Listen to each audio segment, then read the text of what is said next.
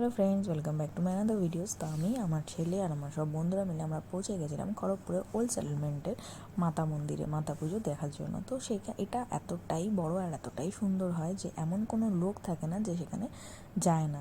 তো সেখানে শুধু মন্দিরে পুজো নয়, সেখানে মেলা থেকে শুরু করে সব কিছুই হয়। তো যাই হোক, ভিড় ঠেলে ঠেলে অ্যাটলিস্ট আমরা পৌঁছে গেলাম মন্দিরের ভেতরে। তো মন্দিরের ভেতরটা এতটাই সুন্দর ছিল, এতটাই ভালো লাগছিল যে খুব একটা অন্যরকম পরিবেশ। তো সেখানে মেন আকর্ষণ ছিল মাতাকে না দেখলে তো আর হয় না।